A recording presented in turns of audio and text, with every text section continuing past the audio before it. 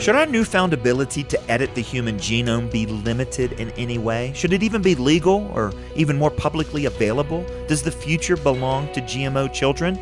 For the Colson Center, I'm John Stonestreet. This is Breakpoint.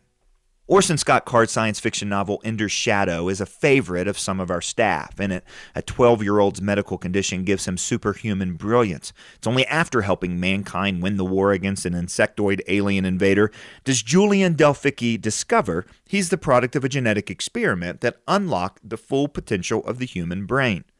Well, Julian's potential comes at a high cost. He'll outgrow his heart and die before the age of 20. And the mad scientist who engineered him is driven to make even more like him, eventually replacing the human race with a new and, in his mind, superior species. Just last year, headlines announced the birth of the world's first genetically modified children in China. The gene editing technology known as CRISPR has made it possible to tinker with the genetic design of human beings. And so, the world met Dr. He, the first mad scientist to don his lab coat in real life. In response, many have warned that the time for preventative action is now.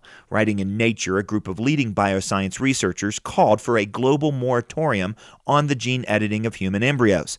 The introduction of gene modifications into future generations, they write, could have permanent and possibly harmful effects on our species. These mutations cannot be removed from the gene pool unless all carriers agree to forego having children or to use genetic procedures to ensure that they do not transmit the mutation to their children. In other words, GMO people, like GMO plants and animals, can pass on their artificial traits, not only making genetic experiments a permanent part of the human genome, but also potentially affecting an untold number of lives. In other words, whenever we genetically alter our children, we're not only playing God with them, we're experimenting on their children and their children's children.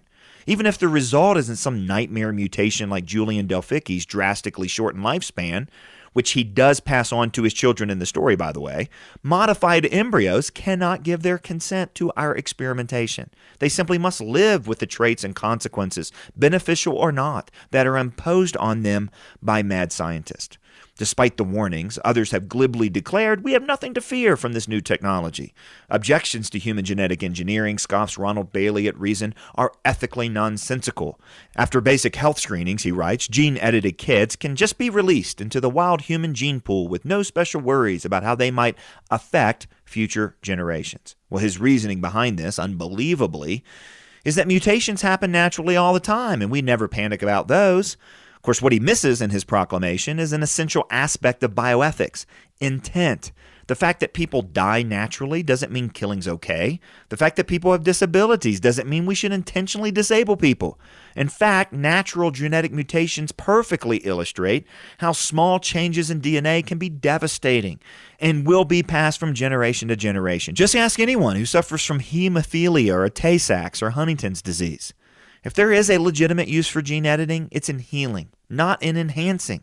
But of course, even that has to be done with the greatest caution and only by geneticists fully aware that even our best laid plans often fail. And in this case, the consequences will last for generations. Still, our concerns have to be more than just pragmatic. Other reproductive technologies have already been used to experiment on children without their consent. And many of these folks are now speaking up with concerns that we promised ourselves they would never have. Reproductive ethics must fundamentally recognize that we don't own our children. We don't have any right to remake them. Whether or not the future of gene editing will look anything like the movies, the idea of engineering the next generation to suit our preferences is definitely the definition of mad science. For Breakpoint, I'm John Stonestreet.